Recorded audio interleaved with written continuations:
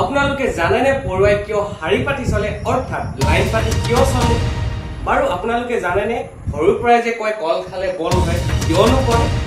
গতিকে বলক আজি এই কথাখিনি আমি অলপ ডিছকাছ কৰোঁ।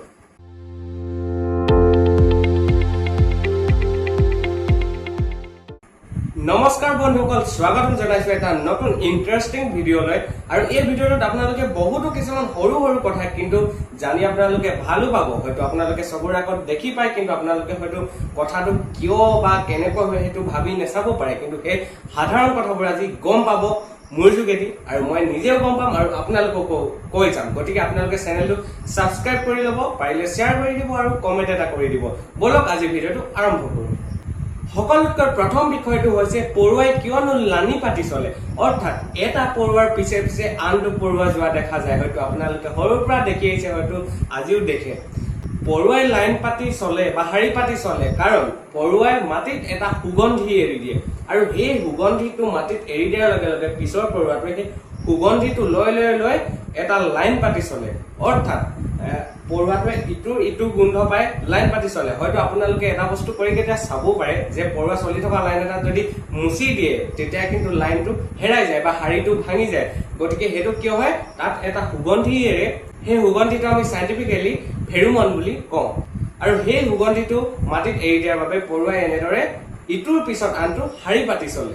নমস্কাৰ বন্ধুসকল, লৈ আহিছো আপোনালোকৰ কাৰণে ধামাকা গিফ্ট। যদি আপোনালোকে মোৰ চেনেলটো চাই বা ছাবস্ক্ৰাইব কৰি থোৱা আছে তেনেহলে আপোনালোকে পাব পাৰে এই গিফ্ট। যিহেতু প্ৰথমতে ভিউৱাৰ্ছ বা মোৰ খুব কম অডিয়েন্স জড়িত হৈ আছে এতিয়া, গতিকে আপোনালোকে পোৱাৰ চান্সেছ বেছি আছে।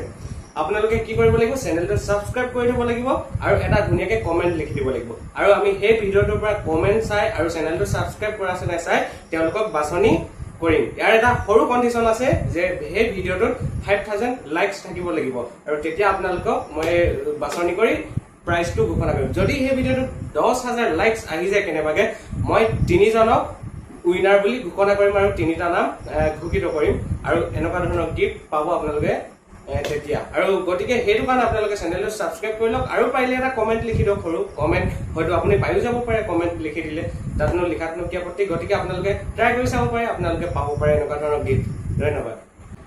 দ্বিতীয় বিষয়টো হৈছে সাগৰৰ পানী কিয় লুণীয়া বা নিমখীয়া। ইয়াৰ বহুতো কাৰণ থাকিব পাৰে, কিন্তু তাৰে এটা মূল কাৰণ হৈছে সাগৰৰ পানীবোৰ আপোনালোকে জানে বিভিন্ন উৎসৰ পৰা আহে। পাহাৰৰ ভৈয়ামৰ পৰা বিভিন্ন দেশৰ পৰা বৈ আহি আহি আহি সাগৰত পৰে, আৰু সেই পাহাৰ বা অন্য ঠাইৰ পৰা যেতিয়া সেই উৎসৰ পৰা আহে বিভিন্ন খনিজ পদাৰ্থৰ লগতে বহুতো কিছুমান পদাৰ্থ লৈ আহে, আৰু খনিজ পদাৰ্থৰ লগতে কিছুমান নিমখীয়া টাইপৰ পদাৰ্থ লৈ আহে। সেই সকলোবিলাক মিলি যেতিয়া এখন সাগৰত পৰেগে, সেই তেতিয়া বস্তুটো নিমখীয়া হৈ পৰে। কিন্তু সেয়ে নহয়, এই যেতিয়া আমি জানো পানী বাষ্প হৈ উৰি যায়, কিন্তু সাগৰৰ পৰা পানীটো বাষ্প হৈ উৰি যায়, কিন্তু সেই নিমখীয়া যি পদাৰ্থ সেই বস্তুবিলাক সেই সাগৰত থাকি যায়। গতিকে সাগৰৰ পানীটো লুণীয়া। 3 নম্বৰ বিষয়টো হৈছে কল খালে কিয় শক্তি বাঢ়ে। আমাক সৰুৰ পৰাই কয় কল খালে বল হয়, কিন্তু কথাটোনো কি আচলতে? কলত থাকে প্ৰাকৃতিক চেনি, অৰ্থাৎ নেচাৰেল চুগাৰ থাকে, তাত যোনটো আমাৰ দেহৰ কাৰণে হানিকাৰক নহয়। আৰু এটা কথা আপোনালোকে হয়তো মন কৰিছে, খেলুৱৈসকলে প্ৰায় খেলাৰ আগত কল খোৱা দেখা যায়, কাৰণ কলে আমাৰ যি মাংস পেশী থাকে তাক ষ্ট্ৰং কৰে, অৰ্থাৎ শক্তিশালী কৰে। গতিকে খেলুৱৈসকলে খেলাৰ আগত কল খায়, যিহেতু আমাক শক্তি দিয়ে, আমাক ষ্ট্ৰং কৰি ৰাখে। সেইটো কাৰণে কল খালে বল হয় বুলি কোৱা হয়। 4 নম্বৰ বিষয়টো হৈছে জেঠীয়ে কিয় বেৰত বগাব পাৰে। জেঠীয়ে বেৰত বগাব পাৰে, কিন্তু মানুহেতো কেতিয়াও বেৰত বগাব নোৱাৰে। হয়তো আপোনালোকে কেতিয়াও দেখাও নাই।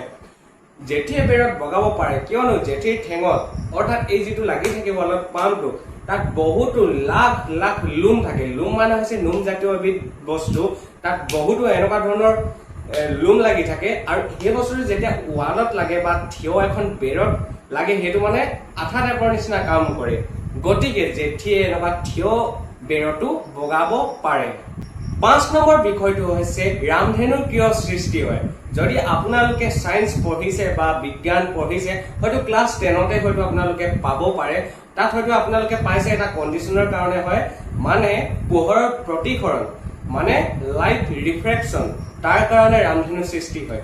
যেতিয়া বৰষুণৰ বতৰ হয়, পানী ওপৰৰ পৰা যেতিয়া বৰষুণ হয় নামি আহে পৃথিৱীলৈ, আৰু তেতিয়া সেই টাইমতে যদি পোহৰৰ ৰশ্মিটো পৰে, সেই যি পানীবোৰ বৰষুণ নামি আহে বা আকাশত ডাৱৰ হৈ পানীবোৰ থাকে তাৰ মাজেৰে সূৰ্যৰ ৰশ্মিটো পাৰ হৈ আহে কিন্তু তাৰ এটা পোহৰৰ যি প্ৰতিফলন সেইটো আপোনালোকে সেইটো পঢ়িলে পাব বাৰু এইটো আপোনালোক মই পিছত কেতিয়াবা কম কিন্তু সেই যি বৰষুণৰ টোপালৰ মাজেৰে সেই সূৰ্যৰ পোহৰটো পাৰ হৈ যায় তেতিয়া তাৰ পিছত সেই যি সূৰ্যৰ পোহৰত 7টা ৰং থাকে সেই 7টা ৰং বেলেগে বেলেগে ওলাই যায় আৰু আমি আকাশত সেইমতে দেখো 7টা বেলেগ বেলেগ ৰং দেখো আৰু তাকে আমি ৰামধেনু বুলি কওঁ যোনটো আমি দেখো খুব বেছি সুন্দৰ লাগে গতিকে ৰামধেনুৰ সৃষ্টি তেনেদৰে হয় গতিকে বন্ধুসকল এই 5টাই আছিল আজি একদম সহজ সৰল কিন্তু জানিবলগীয়া কিছুমান কথা জানি ভালো লাগে গতিকে আজি ভিডিওটো যদি চাই ভাল লাগিলে শেয়াৰ কৰিব লাইক কৰিব ভিডিওটো আৰু পাৰিলে চেনেলটো সাবস্ক্ৰাইব কৰি ল'ব অলপ হলে উৎসাহ পাম নতুন নতুন বস্তু মও জানি যাম আপোনালোককো জানিবলৈ দি যাম ভাল লাগিব আজিলৈ আহিছো ইমানে ধন্যবাদ